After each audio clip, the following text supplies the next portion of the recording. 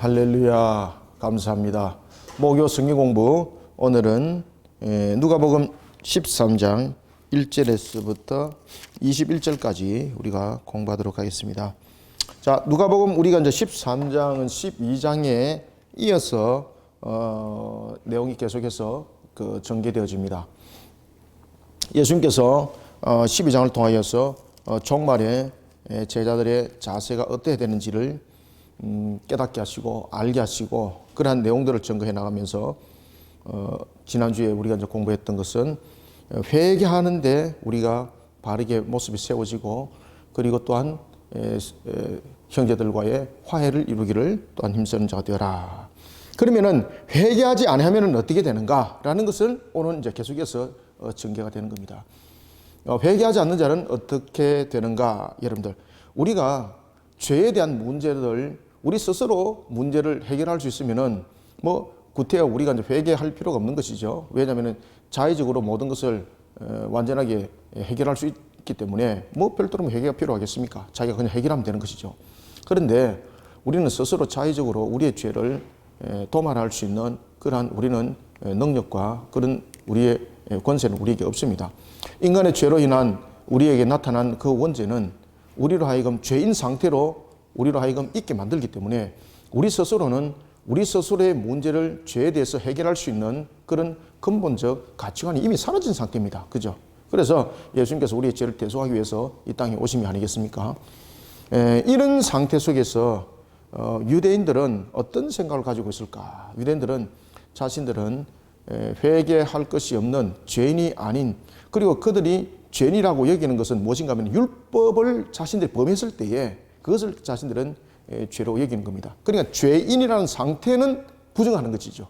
그들은 죄인은 인정하는데 죄인이라는 상태는 부정합니다.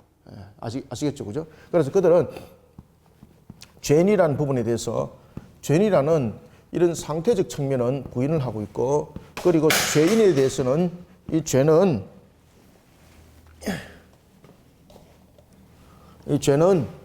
인정을 하는 것이죠. 그러면 그들에게 이 죄는 무엇인가 하면은 율법을 어겼을 때입니다. 율법을 어겼을 때.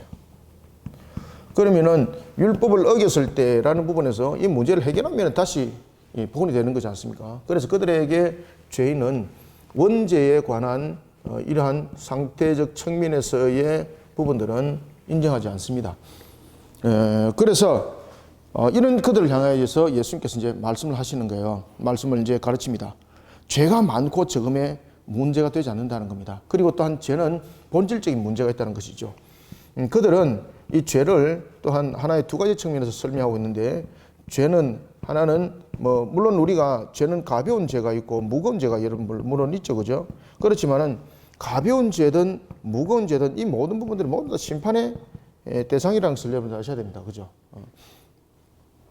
그런데 이런 가벼운 죄와 무거운 죄에 대해서 또 이런 부분들을 잘못 생각하고 있는 그런 부분들이 있는 것이죠. 모든 죄는 여러분 심판의 대상이라는 것을 인지를 하셔야 됩니다.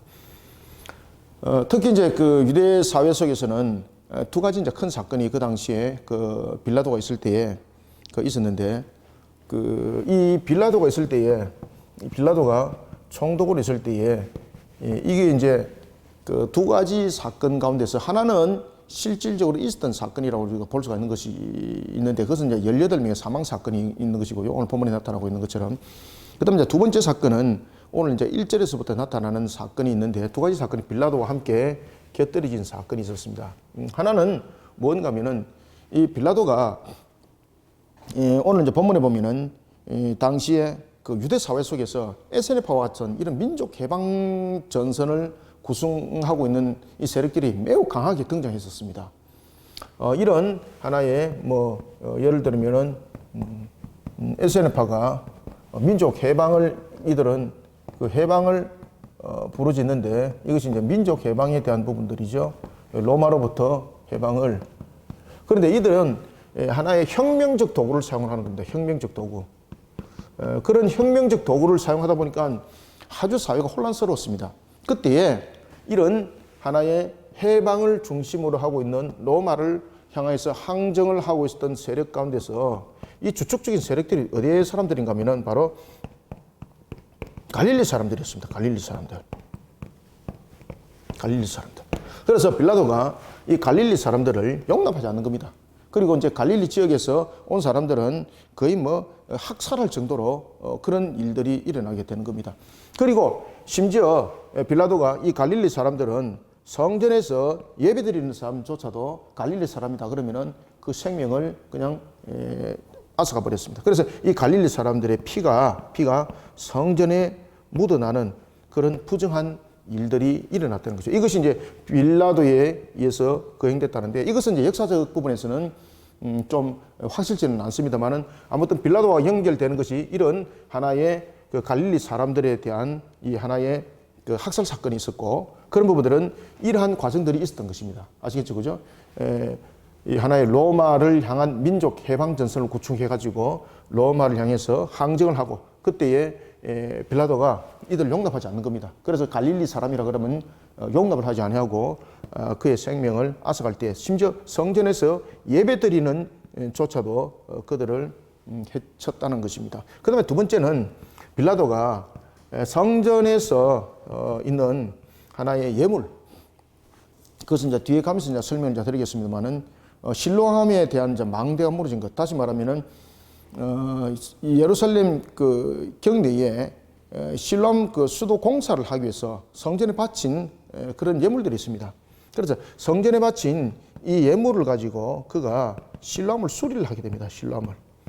이때 실로암을 수리를 할 때에 18명이 그 공사 현장에서 무너져서 압사당해서 사망당하는 사건이 있습니다.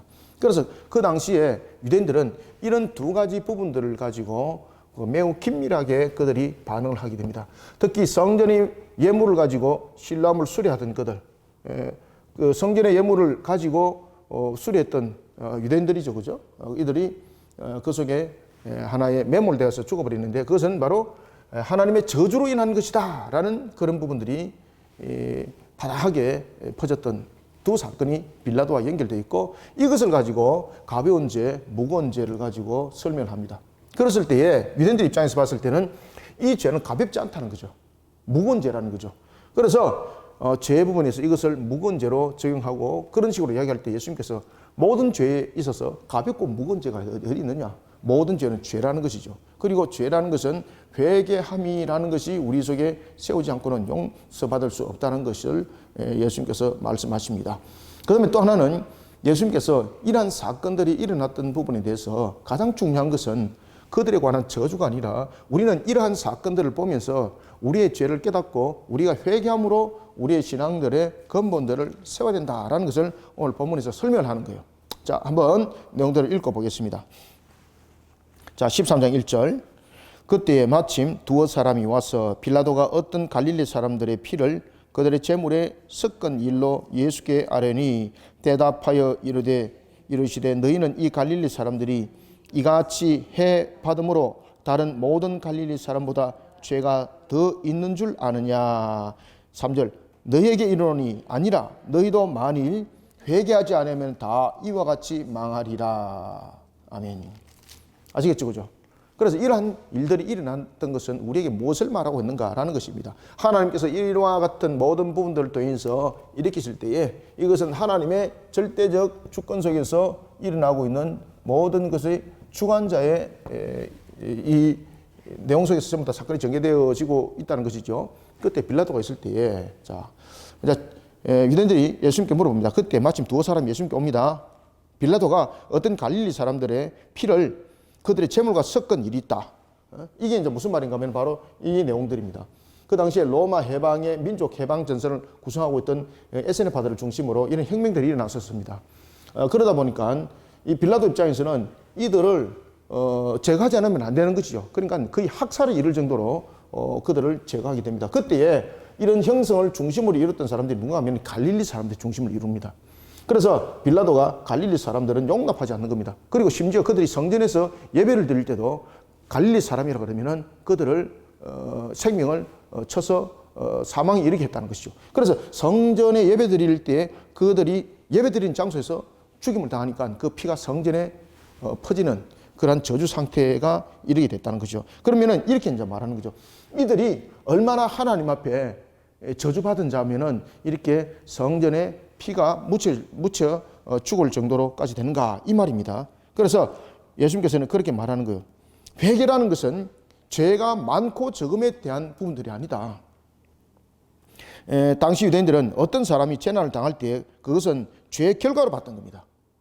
그러면 이들이 이런 재난을 당하고 이런 상태로 죽기까지는 이 사람들이 가지고 있는 아주 잘못된 부분들이 있기 때문에 하나님께서 그들에게 강력한 저주를 발하여서 그렇게 저주 상태에 죽게 만들었다는 것이죠. 여러분들, 자신의 피가 성전에 묻어서 죽은 것 같으면 이거는 정말로 유대인들 입장에 봤을 때는 이것은 가장 저주 상태라고 여러분 볼 수가 있는 것이거든요.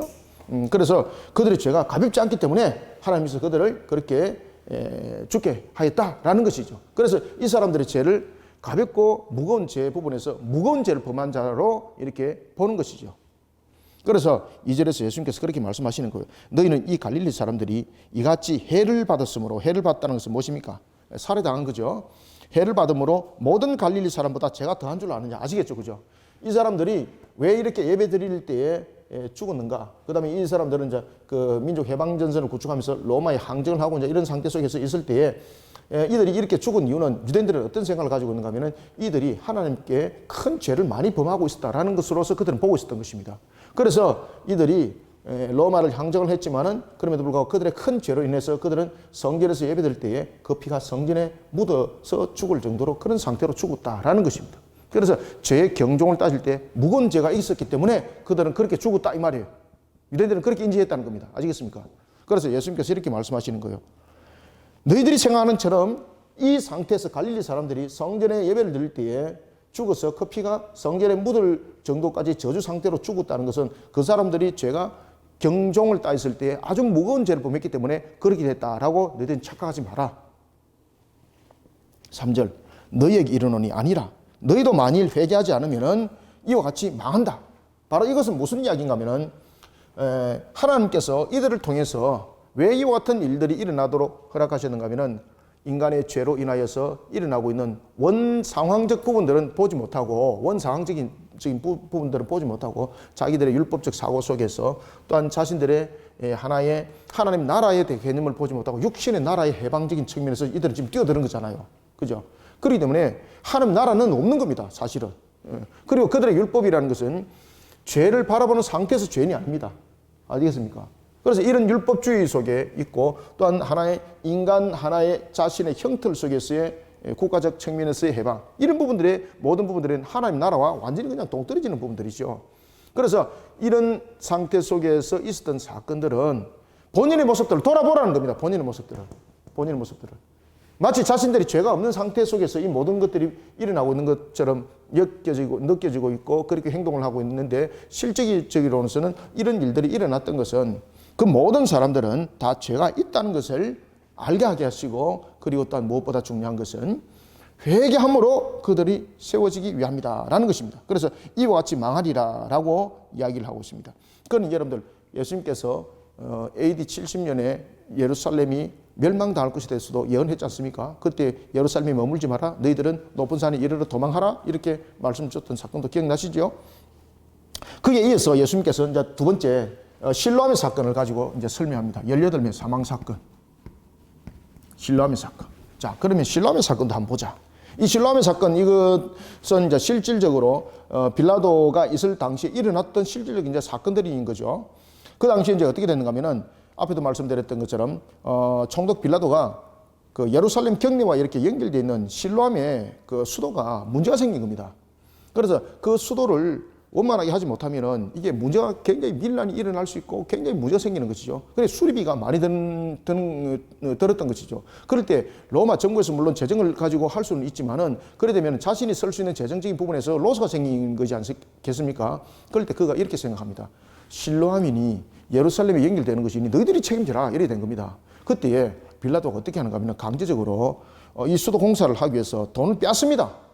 어디서 돈을 뺐는가 하면은 성전 예물에서 돈을 뺐습니다. 성전 예물에서. 아시겠습니까? 성전 예물에서 돈을 뺏어서 실로암 공사를 하는 사람들에게 공사비를 준 겁니다, 이게. 그런데 이것을 알고 유대인들이 이것을 받아먹고 공사를 했습니다. 그때에 그 공사 현장에서 이 불의한 돈을 받았던 18명이 공사 현장에서 압사돼서 다 죽어버립니다. 그래서 사절에 그런 이야기를 합니다. 또 실로암에서 망대가 무너져 치어 죽은 18사람이 있는데 18사람이 예루살렘에 거한 다른 사람보다 그럼 죄가 더한 줄 아느냐? 아시겠죠? 그죠? 그때 사람들은 이 사람들이 왜 죽었다 생각했겠습니까? 죄의 경종을 따졌을 때 무거운 죄라는 것이죠. 어떤 죄인가 하면은 성전 예물을 가지고 뺏긴, 그죠? 빌라도가 뺏은 거죠. 빌라도가 뺏은 그런 성전의 예물을 가지고 그들이 공사비를 받았다는 것이죠. 알고 그렇게 했다는 것이죠. 그런 불의한 물질을 그들이 받았기 때문에 이 불의한 물질을 가지고 공사행했던 것에 대해서 하나님께서 그들을 전부 다 몰살시켰다. 실로암 망대가 무너져서. 아시겠습니까? 그 이야기를 하는 거죠. 그래서 예수님께서는 유대인들은 이제 그렇게 인지하는 거예요. 그런 무거운 죄로 인해서 그들이 저주받아서 죽었다라고 말하는 겁니다. 예수님께서 말씀하십니다. 그러면 이 사람들이 다른 사람보다 죄가 더 있는 줄 아느냐? 이건 무슨 이야기예요? 죄의 경종이 아닙니다.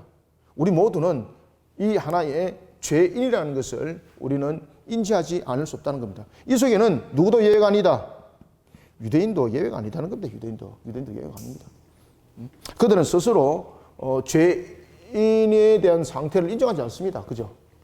죄를 인정하는 것은 율법을 어겼을 때, 바로 이와 같이 전부 다 율법을 어겼을 때 나타났던 상황 속에서 큰 죄가 그 속에 성립이 되었다는 겁니다. 그래서 그들이 다 죽었다는 거죠. 첫 번째, 두 번째 모든 사건들이. 그런데 이 모든 부분들이 그들이 죄가 없는 상태에서 율법을 어겼기 때문에 저주에 의해서 죽은 것으로 여기고 있느냐? 아니다. 모든 사람들은 죄인이다. 지금 이 말입니다. 여기는 유대인도 예외가 아니다. 모든 사람은 죄인이다. 이런 상태 속에서 우리가 깨달아야 될 것은 무엇인가 하면 이 사람들이 큰 죄를 범했기 때문에 하나님으로부터 죄를 범해서 죽었다라는 것을 너희들은 그것을 가지고 말하고 있고 인정하고 있는데 그것이 아니다. 이 상태를 너희들이 정말로 볼 수 있다면 모든 사람은 죄인이라는 것을 통해서 우리는 바라봐야 될 이유가 있다. 그리고 우리에게는 그런 죄의 경종을 따져서 묻는 것이 아니라 무엇보다 중요한 것은 이 죄인의 상태에서 우리에게 요구되고 있는 것은 무엇이라는 겁니까? 회개라는 겁니다. 회개. 그래서 이런 사람들은 죄가 크고 우리는 죄가 없는 상태, 이게 아니라는 겁니다. 모든 사람은 죄인이라는 겁니다. 그러니까 이 경종을 가지고 이 사람들 가지고 말하지 말라는 겁니다. 아시겠죠? 그러니 모든 사람은 죄인이라는 것을 인지를 하라. 누구도 예외가 아니다. 유대인도 예외가 아니라는 것을 너희들이 깨닫고 종말은 회개함으로 우리의 모습들을 세워나가야 된다라는 것이 예수님의 가르침입니다. 그러니 5절 함께 읽습니다. 너희에게 이르노니 아니라 너희도 만일 회개하지 않으면 다 이와 같이 망하리라. 아멘.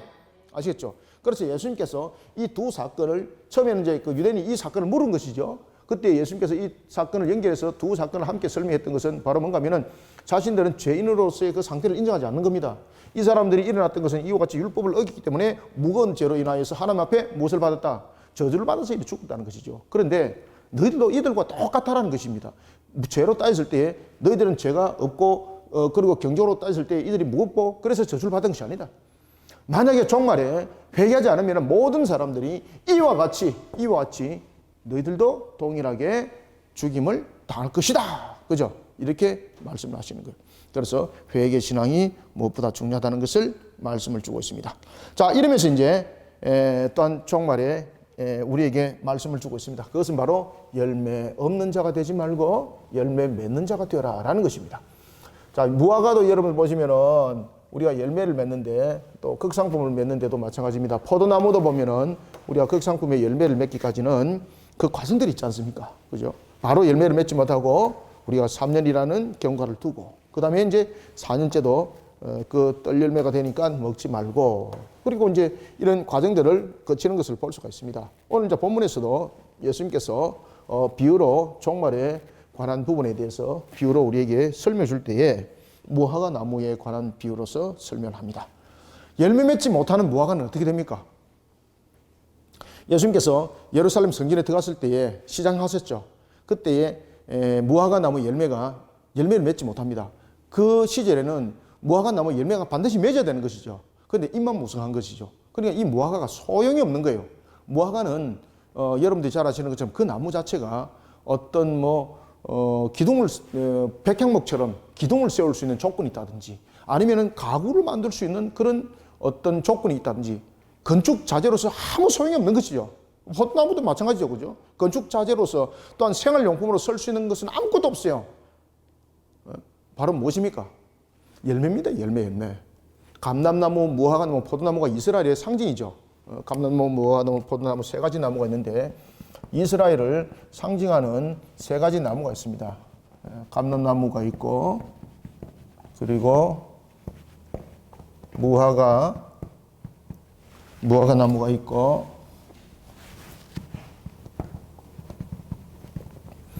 그리고 포도나무가 있습니다. 이 세 나무의 특징이 무엇입니까? 열매입니다. 열매가 없으면 가치 없는 겁니다. 이스라엘은 나무로서는 자랑할 것이 없는 것이죠. 결국은 이 나무의 가치는 무엇으로 증명하는 겁니까? 열매로 증명하는 겁니다. 열매로. 그러니 우리가 모양만 감람나무라고 무화과나무라고 포도나무라고 떠들지 말라는 겁니다. 열매가 없으면 이스라엘 아닙니다. 여러분들. 소용없는 겁니다. 이스라엘 아닙니다. 예수님께서 비유로 말씀하십니다. 자, 6절부터 9절 읽습니다. 시작. 이에 비유로 말씀하시되 한 사람이 포도원에 무화과를 심은 것이 있더니 와서 그 열매를 구하였으나 얻지 못한지라. 포도원지기에게 이르되 내가 3년을 와서 이 무화과 나무에서 열매를 구하되 얻지 못하니 찍어버리라. 어찌 땅만 버리게 하겠느냐. 대답하여 이르되 주인이여 금년에도 그대로 두소서. 내가 두루 파고 거름을 줄이니 이후에 만일 열매가 열면 좋거니와 그렇지 않으면 찍어버리소서 하였다 하시니라. 아멘. 무화과나무. 자, 무화과나무가 심었습니다. 무화과나무, 감람나무가 가치를 발하려면 열매가 있어야 되는 거잖아요. 이 속에서 이 열매는 자연스럽게 맺어지는 것이 아니었던 것입니다. 열매를 맺기 위해서는 어떻게 되는 겁니까? 가꾸어야만이 되었던 것입니다. 가꾸어야만이. 거름을 주고, 그죠? 거름을 주고, 가지를 치고, 이런 속에 가꾸어야만이 되었던 것이죠. 그러면은 이 속에서 이제 열매가 나타난다는 것이죠.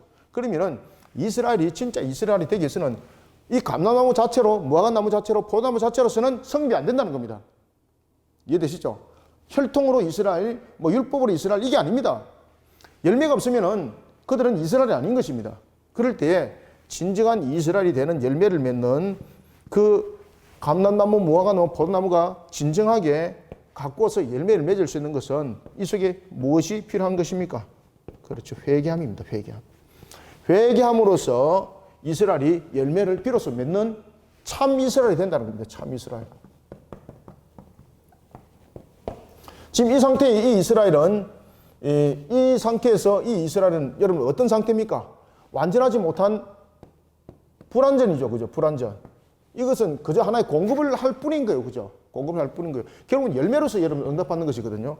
그럴 때 감람나무, 무화과나무, 포도나무가 열매를 맺기 위해서는 가꿔야 되는 것이죠. 그래서 우리의 모습이 이스라엘이라고 자랑 삼지 말라는 겁니다. 우리도 회개함으로 세우지 아니하고는 그 열매가 없으니 참 이스라엘이 되지 못하니 이 모든 것들은 찍어서 불에 던짐을 당한다는 이야기입니다. 그죠? 자, 6절. 이에 이에 비유로 말씀하시는데 한 사람이 포도원에 무화과나무를 심은 것이 있는데 그 열매를 구하러 왔습니다. 자연스럽게 3년쯤 지나서 왔는데 열매를 당연히 맺어야 되는 것이죠. 그래서 오늘 이 본문의 7절에서 무화과나무를 통해서는 세 가지 우리에게 교훈을 주고 있습니다. 예수님께서 이 무화과나무를 통해서 세 가지 교훈을 주고 있는데 어떤 것인지 잠시 보고 가겠습니다.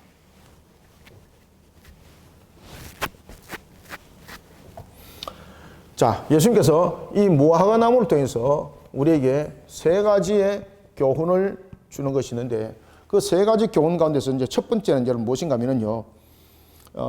방금 제가 말씀드렸죠, 그죠? 이스라엘이 참 이스라엘이 되기 위해서는 무엇이 필요하다는 겁니까? 그렇죠, 참 회개.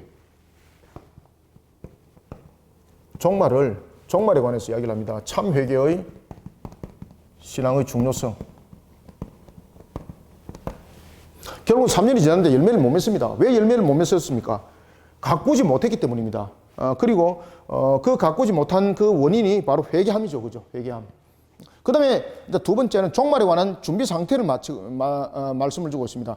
회개하지 아니하면 어떻게 되는 겁니까? 지금 여기서 3년이 지났음에도 불구하고 지금 가꾸어서 열매를 맺어야 되는 기간을 충분히 줬습니다. 은혜의 때를 충분히 줬습니다. 그럼에도 불구하고 열매를 맺지 못하니까 지금 참 회개 신앙에 대한 중요성을 강조할 뿐만 아니라 회개치 아니하는 신앙 속에 세워진 자들은 어떻게 된다는 겁니까? 회개하지 아니하는 인생은 무화과로서 자랑할 뿐인데 그거는 가치가 있다 없다? 가치가 없고 그냥 버려질 것뿐만이라는 겁니다. 그래서 이 무화과나무를 통해서 참 회개 신앙의 중요성을 말할 뿐만 아니라 참된 인생의 가치관. 지금 이스라엘은 스스로 자신들이 감람나무, 무화과나무, 포도나무라고 좀 자랑하잖아요. 그런데 열매가 없이 여러분 자랑할 수 있습니까? 열매가 없이 감람나무 무슨 필요 있습니까? 열매가 없는 무화과나무 무슨 필요 있습니까? 예수님께서 열매가 없는 입만 무성한 무화과나무 저주했잖아요. 마찬가지입니다. 이 무화과나무를 통해서 참된 인생의 가치관은 무엇인가? 열매가 없으면 안 된다는 거예요. 열매가 없으면. 그죠? 열매가 없으면. 이 열매도 참 열매를 맺어야 되는 것이죠. 그래서 말씀을 우리에게 주고 있고, 그 다음에 세 번째는 종말에 관한 준비입니다. 심판을 잘 준비하는 삶을 살아라는 겁니다. 그죠? 잘 가꾸어서 회개하는 신앙으로 종말을 잘 준비하라는 겁니다. 종말을 잘 준비하는 삶.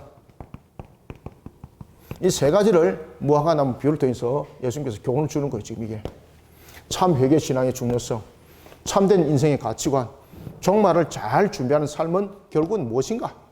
열매를 맺으려면 어떻게 해야 되는가? 그죠? 그래서 참된 회개의 중요성이 전부 다 이렇게 연결되는 것을 우리가 볼 수가 있습니다.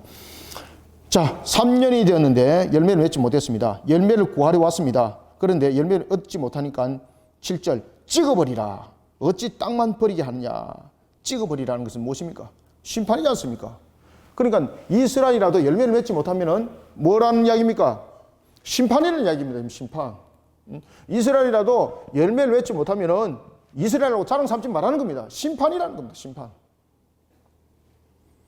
그래서 땅만 버리게 되느니라. 결국은 3년은 무엇을 말하고 있는 거죠? 예수님께서 여러분 무화과 열매를 맺는 그 기간, 포도나무에 열매를 맺는 기간, 이런 부분들은 성숙한 단계를 설명하고 있는 것이죠. 그래서 이 3년이라는 것은 은혜의 때를 말하고 있습니다. 은혜의 때, 이때는 복음의 때죠. 복음의 때.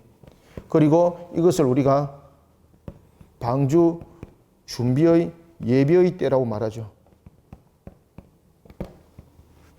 이때에 우리에게 복음이 전거되죠. 그죠?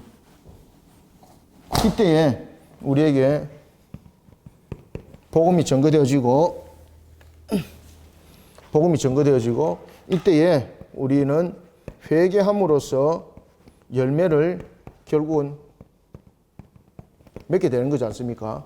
이런 부분들이 이 3년이라는 은혜 때에 일어나야 된다는 것이죠.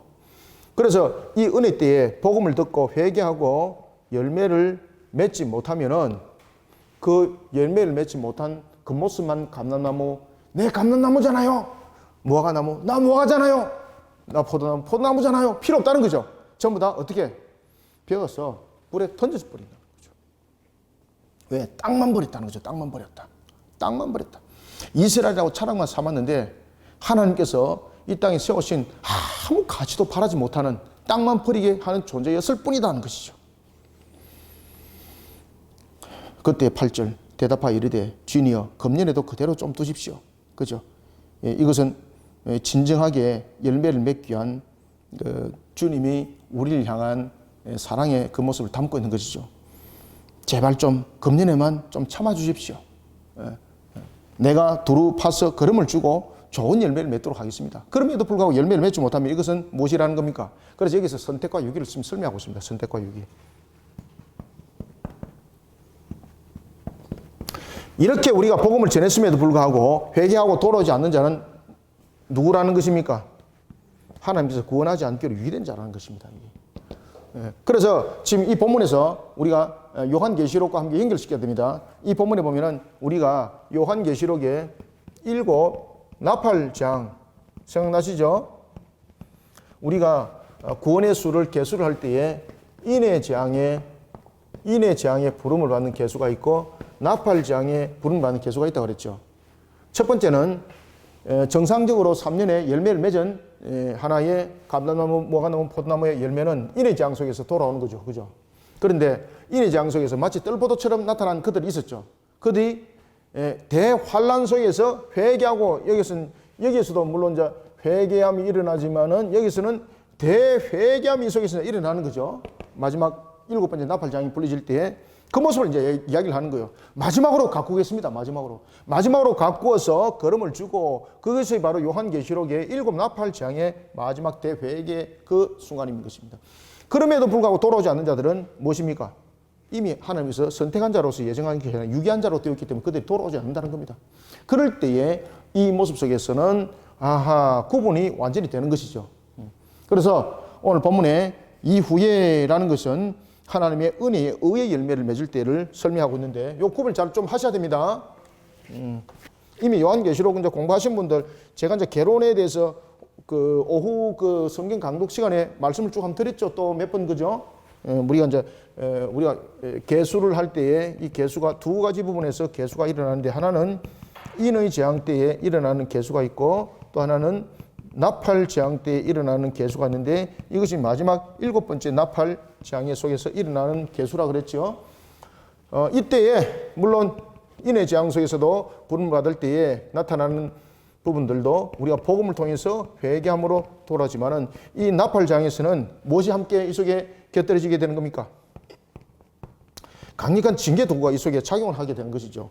강력한 징계 도구를 작용하는 것은 오늘 본문에도 보면은 지금 이게 열매를 맺지 못하기 때문에 열매를 맺도록 비상의 조치를 지금 취하는 거지 않습니까? 비상의 조치를 취하는 이런 징계 도구가 이 속에 가미되어져서 그리고 이들이 회개하고 그리고 이들이 복음으로서 돌아오는 거죠. 그래서 이것을 우리가 마지막 개수라고 말하는 겁니다. 마지막 개수. 인의 재앙 속에서 부름을 받은 이들을 99의 개수라고 말한다면은 이 나팔장에 해당되는 개수는 무엇입니까? 남은 자입니다. 남은 자. 나머지 하나입니다. 그래서 이렇게 다 채워졌을 때에 무엇이 되는 겁니까? 이렇게 다 채워졌을 때에 구원의 충만한 숫자가 성립이 되는 겁니다. 구원의 충만한 수. 그리고 대집장이 일어납니다.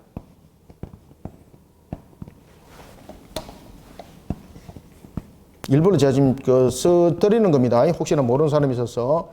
그래서 인의 재앙과 나팔 재앙과 대집장 이런 부분들에서 성립이 되고 이 본문들이 지금 그 이야기를 하고 있는 겁니다. 지금 이 내용들이. 이 부분들을 추학적으로 여러분 기억하시고 아셔야 되는 겁니다. 근본적으로. 그래서 이 대접장은 누구를 향해서만 부어지는 겁니까? 그렇죠. 마귀에 속한 자들. 이 7 대접장은 마귀에 속한 자들에게 부어지는 재앙의 심판입니다. 그래서 대접이라는 것은 갖다 붙는다 뜻이 갖다 붙는다. 피할 길이 없다. 피할 길이 없다라는 것입니다.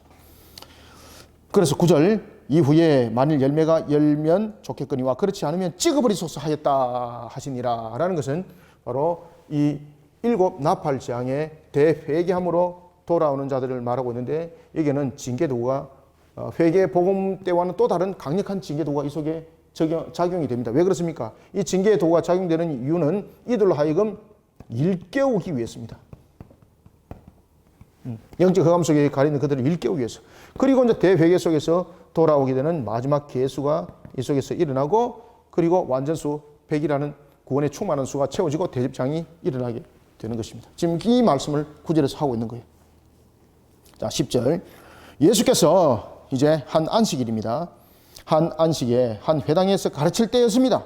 그때에 18년 해 동안 18해 동안이나 귀신에 들린 사람이 있었습니다. 자, 여기서 18해 동안이라는 것은 미완료형을 쓰고 있습니다. 이 미완료형을. 여기서 이제 미완료형을 쓰고 있다는 것은 지속적으로 그때부터 지금까지 언제 끝날지 모르는 그런 지속성 속에서 지금 그가 귀신이 자학함 속에 살아오고 있었다는 것이죠. 그러니까 그가 살아온 과정들이 얼마나 그가 불행하게 살아왔겠습니까? 그런데 18해 동안에 귀신 들린 자가 주님께서 그의 모습을 보고 귀신을 쫓아보낸 것이죠. 그때에 귀신을 쫓아보낸 것은 그 부분에 대해서 두 가지를 설명하고 있습니다. 첫 번째는 뭔가 하면은 주님께서 우리의 죄를 대속하는 측면에서 이 땅에 오신 예수님의 사역을 설명하는 것이고 두 번째는 선택된 자를 설명하는 겁니다. 선택자에 대해서. 아시겠습니까? 택자에 관해서. 그 당시에 여러분 귀신 들린 사람들이 많았겠죠. 그죠? 그런데 이제 이런 부분들에 관해서 예수님께서 조명해 주고 있는 것은 여자여 네가 네 병에서 놓였노라라고 말할 때는 이것은 무엇을 말하고 있는가 하면은 완전한 자유를 말하고 있는 것인데 그것은 무엇을 말하는 겁니까? 선택자로 사역적인 측면에서 이 시간에 회개의 부분에서 죄사함을 우리에게 설명하고 있습니다. 회개와 여기에 따른 죄사함을 함께 우리에게 설명하고 있습니다. 그래서 18해 동안이라는 것은 미완료형으로서 엄청난 고난 속에 살아왔던 우리의 인류가 여러분 그런 속에 우리가 살아왔죠. 그런 속에 예수님께서 이제 구원의 사역을 펼치시고 그리고 우리를 구원에 이르도록 하는 죄사함의 사역을 이루는 것을 이제 귀신 들린 여인을 통해서 설명을 하고 있습니다. 꼬부라져. 여기서 꼬부라졌다는 것은 곱사병이죠. 그래서 귀신의 다양한 부분들이 이 속에 성립이 됩니다. 자, 이런 부분들 가지고 이제 김기동이라든지 이제 이런 사람들이 이런 부분들을 가지고 모든 죄를 귀신론으로 연결시키고 있는 것입니다. 그런데 여러분 병이라는 것은 오늘 본문에 나타나고 있는 것처럼 저주에 의해서, 귀신에 의해서, 그리고 또한 우리의 질병에 의해서, 우리의 육신의 연약함으로 인해서 나타난 병은 다양성으로 나타납니다. 모든 것을 여러분 귀신 들린 것으로서 연결시키는 것은 이건 아주 잘못된 것이고 그래서 그것을 귀신론을 전개했던 샤머니즘과 연결시켰던 김기동을 교단에서는 이단으로 정죄했던 것이죠. 꼬부라져 조금도 펴지 못하는 한 여자가 있더라. 예수께서 보십니다. 그리고 부르십니다. 자, 여러분들 예수님께서 불렀다는 것은 무엇을 의미를 하는 거예요? 아이고 저거 되게 불쌍히 보이거나 이게 아니죠. 이 속에서 불렀다라는 것은 이 사역과 이 여인이 하나님께서 구원하시기로 예정한 선택자라는 이야기입니다. 지금 이 부분들을. 그리고 그를 불렀다는 것은 그를 회개시키는 거예요. 회개시키는 거. 그죠? 회개시키고 예수님께서 그 여인을 죄를 사하시는 거예요. 죄를 사하시는 거. 그러니 그 저주 상태에서 더 이상 이 귀신이 머물지 못하는 것이죠. 그리고 예수님께서 귀신에 대해서 그 여인으로부터 나올 때는 그 귀신은 다른 곳에 가나요? 아니면은 유황불못에 던짐을 당하나요? 심판입니까? 그렇죠. 심판입니다. 그래서 무지갱, 그것을 유황의 불못과 우리는 같이 이제 종말의 심판에서 함께 이제 보게 되는데, 귀신이 그 던짐을 당할 때는 바로 무지갱이 던짐을 당할 때는 바로 심판의 틀 속에 그들이 갈 곳은 바로 영원한 불못이 기다리고 있는 무지갱이라는 것을 여러분 기억하셔야 됩니다. 예수께서 12절 보시고 불러 이르시되 여자여 네가 네 병에서 놓였다 하시고 라는 것은 무엇을 말하는 거죠? 그 여인이 자유함을 얻었다는 것이죠. 이것은 예수님의 두 가지 부분들을 설명하고 있습니다. 예수님께서 이 땅에 오셔서 이루실 사역, 우리의 구원의 완성, 그 다음에 이 여인의 입장에서는 하나님께서 구원하시기로 예정한 자라는 것을 설명하고 있는 거죠. 그래서 선택자라는 것은 이 속에 우리에게 예정론에 관한 부분들을 가지고 있습니다. 잠깐 이제 예정론에 관해서 여러분들에게 잠깐 말씀드리면은 저스틴이라는 신학자가 있는데 그 신학자가 유기에 대한 부분에 대해서 그 인간의 의지적 그 유기에 대한 부분들을 이야기를 하고 있고, 그 다음에 이제 초대 교부들의 대체로 이제 가지고 있던 그 이 하나의 예정적 사상들은 그 인간의 의지적 부분들이 굉장히 그 가미가 많이 되었었습니다.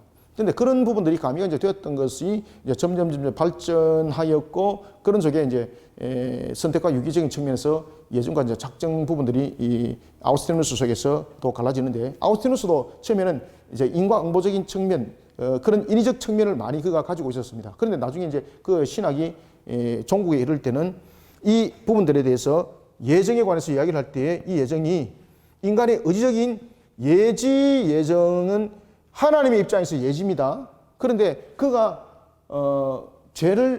복음을 듣고 죄를 버릴 것을 보시고 예정이 아니에요. 그래서 아우스티누스의 예정론은 은혜론이 이 속에서 가미가 되는 겁니다. 이런 부분들은 다음에 말씀드리고, 이런 부분들은 그냥 잠깐 소개드렸습니다. 그래서 이 여인이 선택되었다는 것은 누구로 인해서 그의 모습을 바라보고 이 여인이 회개할 것이라는 것을 인정하고 이 여인을 불렀다는 것이 아니죠. 은혜로, 그죠? 은혜로. 그래서 예수님께서 그를 부릅니다. 그를 부른 것은 오늘 본문에 나타나고 있는 것처럼 바로 구원하시기로 예정한 자인데 이 예정이 은혜로 이루어진다는 것을 우리에게 설명하고 있고, 그리고 또한 이 택자를 불렀을 때도 죄사함은 회개를 통해서 일어나는 거죠. 네가 이제 그 저주로부터 노임을 받았다라는 거 말씀하십니다. 여자여 네가 네 병에서 놓였다라는 것은 하나님께서 구원하시기로 예정한 자 은혜로서 그의 마음에 믿음을 다해 주시고 자신이 죄인임을 깨닫게 알게 하시고 회개하시고 예수님께서 하나님이신 그분께서 죄를 사하셨다. 이 부분들이 이 12장에 전부 다 포함이 됐습니다. 이 모든 부분들이. 이해되셨습니까? 네. 그리고 13절 안수하시니라고 말합니다. 여러분, 안수는 어떤 의미를 가지고 있어요? 그렇죠. 안수라는 것은 예수님께서 안수하시면 죄 씻음, 그 다음에 그를 받아들임, 이런 의미를 전부 다 가지고 있는 것이죠. 그래서 제가 이 부분들을 전부 다 함께 올려서 말씀을 드렸던 거예요.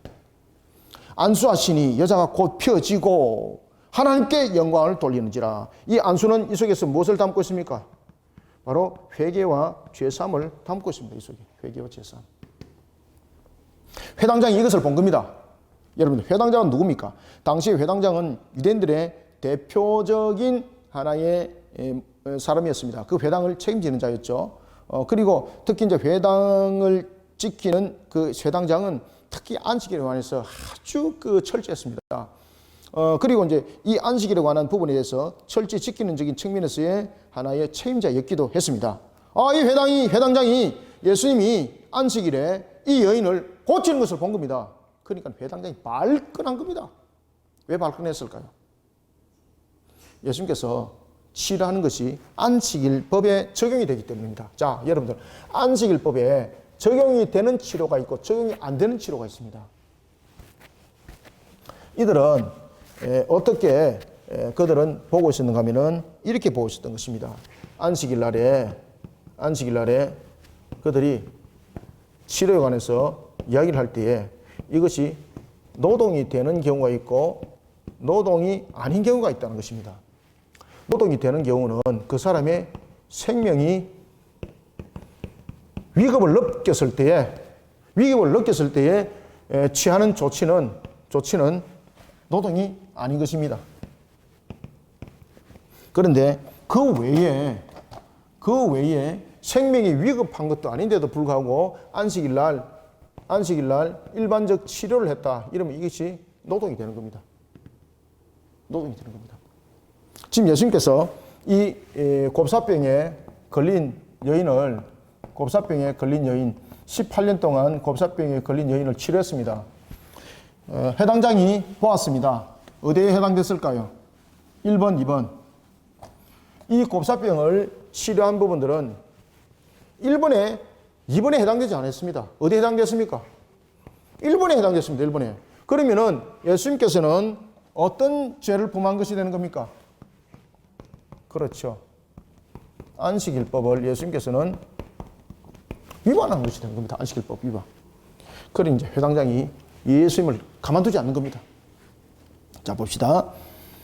14절. 회당장이 예수께서 안식일에 병 고치시는 것을 분내어 무리에게 이르되 일할 날이 엿새가 있으니 그동안에 와서 고침을 받을 것이요 안식일에는 하지 말 것이라 하거늘. 목숨과 관계없고 응급 환자가 아님에도 불구하고 치료했다는 것이죠. 그러면 그것은 어디에 해당한다? 노동에 해당한다는 거죠.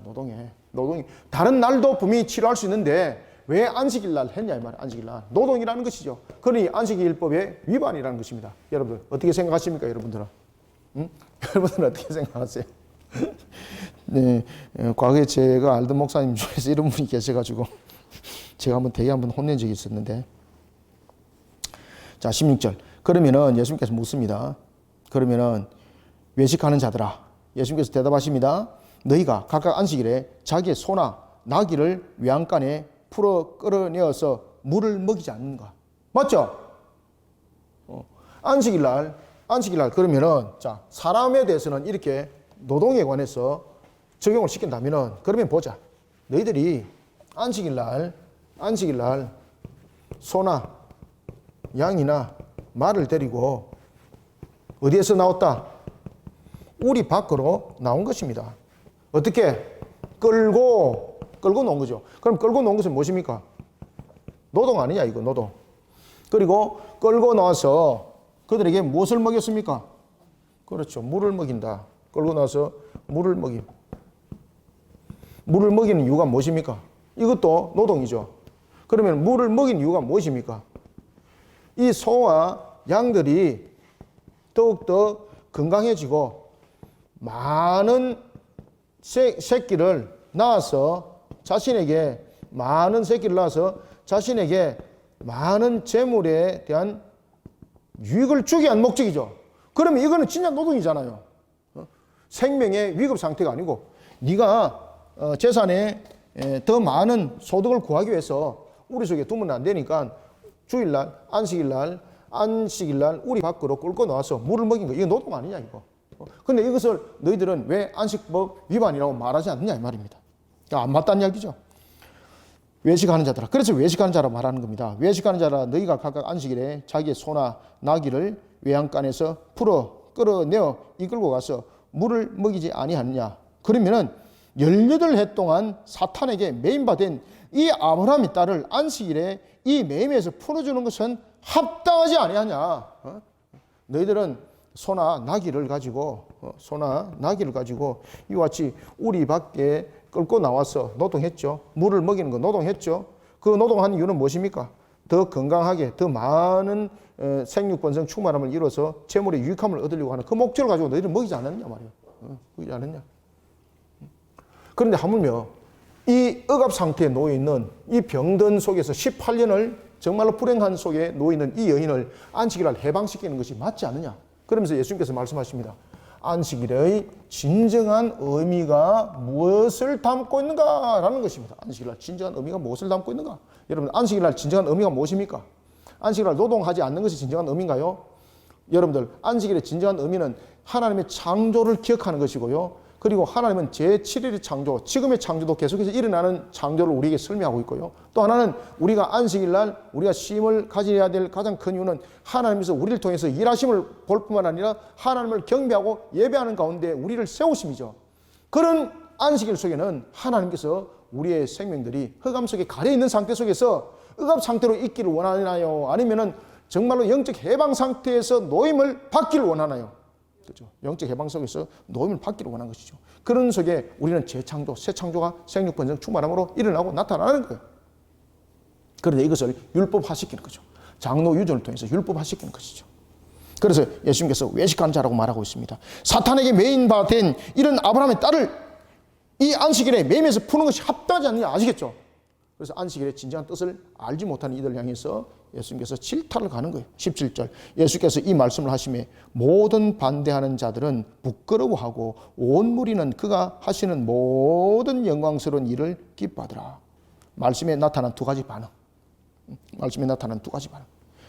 모든 반대하는 자들은 부끄러워하고 온 무리는 영광스러워하여 기뻐하고, 이런 역사 속에 우리의 모습들을 다시 한번 돌아보게 합니다.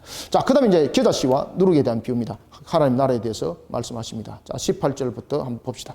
18절. 그러므로 예수께서 이르시되 하나님의 나라가 무엇과 같으냐? 무엇과 같을까? 내가 무엇으로 비교할까? 자, 대체로 우리가 이제 하나님의 나라에 대해서 비유를 설명할 때에 누룩과 겨자씨를 가지고 비유를 많이 하죠. 누룩과 겨자씨를 가지고 비유를 많이 하는 이유가 무엇입니까?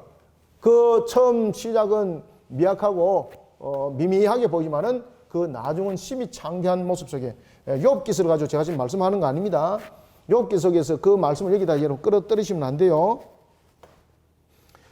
지금 여기에서 이제 본문에서 말하고 있는 것은 예수님께서 하나님의 나라에 대한 부분들을 설명하실 때 처음에 그 하나님의 나라가 이 땅 위에서 공중의 권세를 쥐고 있는 마귀 앞에 하나님의 나라에 대해서 이야기를 할 때에 그 나라가 마치 맥도 추지 못하고 아무것도 아닌 것처럼 보였다는 것이죠. 우리가 여러분 에베소서 2장 2절을 보면은 공중의 권세자가 누굽니까?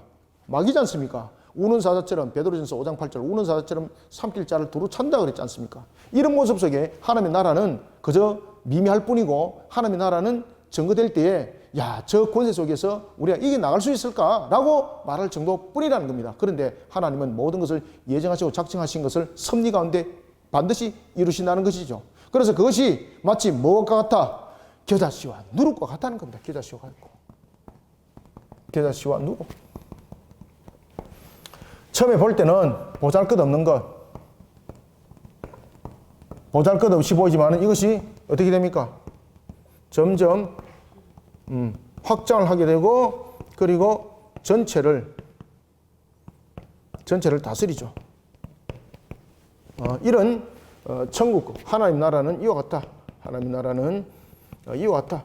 누룩과 겨자씨와 같다. 처음에는 우리가 세상 속에서 보잘것없는 것 같지만 점점 확장되어진다. 그런데 이 하나님의 나라의 확장이 쓰임을 받는 것이 바로 복음이라는 도구를 통해서 이런 역사가 일어난다는 겁니다. 그리고 전체를 다스림의 모습 속에 완성된 나라를 이루게 된다. 그러므로 작은 씨와 같은 겨자씨, 그리고 눈에 보이지 않는 누룩은 전체를 부풀게 하여서 팽창하고, 그리고 겨자씨는 숲을 이루어서 쉼을 주고, 그죠? 겨자씨는 우리가 이제 여기서 점점 확장되어서 쉼을 주고, 누룩은 점점 평창되어서 전체를 부풀게 하고, 이런 역사, 하나님 나라가 복음을 통해서 이런 역사를 일으킨다는 것입니다. 하나님 나라가 무엇에 비교할까? 19절. 마치 사람이 자기 채소밭에 심은 겨자씨 하나와 같다. 이 땅이 가장 하나의 천한 모습. 예수님께서 여러분 겨자씨로 오신 것이죠. 예수님께서 마치 누룩 같은 모습으로 오신 것이죠. 그렇게 해서 예수님께서 십자가에서 죽으실 때에 여러분들 마귀는 어떻게 말하고 있었습니까? 자신들이 이겼다고 말하고 있지 않습니까? 그렇지만은 예수님께서 부활하시고, 그리고 또한 예수님께서 제자들을 내어 보내실 때에 그들의 모습들은 마치 겨자씨와 같고 누룩 같았지만은 점점 확장되어서 지금의 여러분 우리의 교회들이 세워진 것을 우리가 볼 수가 있습니다. 마치 사람이 자기 채소밭에 갖다 심은 겨자 하나 같으니, 여기서 겨자 하나는 누구를 상징할까요? 그렇죠. 여기서 겨자 하나는 예수입니다. 여기서 겨자 하나는 예수입니다. 예수 그리스도. 자라 나무가 되어 공중의 새들이 그 가지에 깃들렸더라. 그죠? 샬롬을 가지게 되는 거죠. 샬롬을.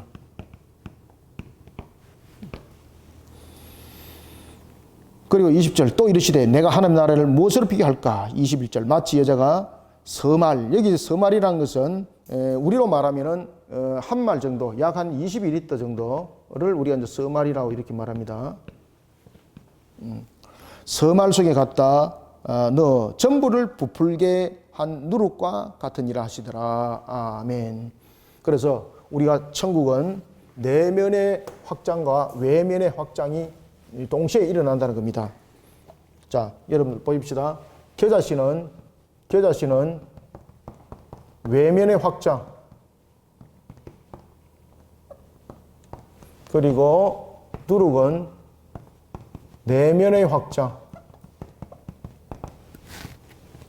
겨자씨는 외면의 확장을 이뤄서 우리의 영혼으로 하여금 쉼을 허락하게 하시고, 누룩은 내면의 확장이라는 것은 무엇입니까? 회개함을 통해서 우리에게 죄사함을 이루게 하는, 하나님 나라는 죄사함을 이루게 하여서 내면의 변화를 일으키는 우리의 인격적 요소의 또한 변화, 이런 부분들이 누룩의 내면적 확장입니다. 그래서 누룩이 그 사람의 인격들을 완전히 이렇게 변화시키고, 겨자씨와 같이 외면의 확장되어서 영혼들의 쉼터를 허락하고, 그래서 하나님 나라는 이와 같이 겨자씨와 같고 누룩과 같은 외면의 확장과 내면의 확장을 함께 이루어 간다는 것을 우리에게 설명을 하고 있습니다. 자, 이렇게 이 사역들을 또한 이루기 위해서 예수님께서 오신 것이고, 그리고 또한 지금 이 시간도 우리가 은혜의 때 이 사역들이 또한 이루어지고 있는 것을 우리가 볼 수가 있습니다. 자, 오늘은 우리가 겨자씨 뷰 21절까지 하고요. 이제 다음 주에는 좁은 문에 대해서 말씀을 드리겠습니다. 좁은 문의 의미는 무엇을 가지고 있는지 중요한 시간 다음 주에 꼭 들어주시기 바랍니다. 자, 감사합니다. 수고하셨습니다. 하나님 감사합니다. 주께서 베푸시는 은혜를 감사드립니다. 오늘도 우리를 이끌어 인도하여 주시고 은혜 가운데 장중에 붙들으시니 감사합니다. 하나님의 선한 손길 가운데 우리를 세우시고 하나님의 나라를 바라보며 힘있게 달려가는 우리 성도들, 주께서 주시는 말씀으로 우리를 다시 한번 더 인격으로 조명하여 주시옵소서. 오늘도 우리에게 누룩과 같은 우리의 말씀이 우리의 모든 인격의 전인 삶을 만들어 주시며, 또한 우리의 모든 삶들의 확장을 통하여 또한 겨자씨가 숲을 이루고 있는 그런 역사를 함께 이렇게 세워 주옵소서. 주님의 주신 사명과 사역을 감당하는 일에 있어 우리 모든 성도들 지침을 당하지 않도록 주께서 도와주시고 은혜 장중에 붙들어 주셔서 사명 사역 속에 오늘도 힘있게 일어서는 역사 일꾼들이 되게 하여 주옵소서. 형편과 환경을 하나님이 아시오니 형편과 환경 흔들어 채워주시고 부족함을 모든 것을 채워 주님의 나라를 위해서 힘있게 달려가게 또한 도와주시옵소서. 예수님의 이름으로 기도드립나이다. 아멘.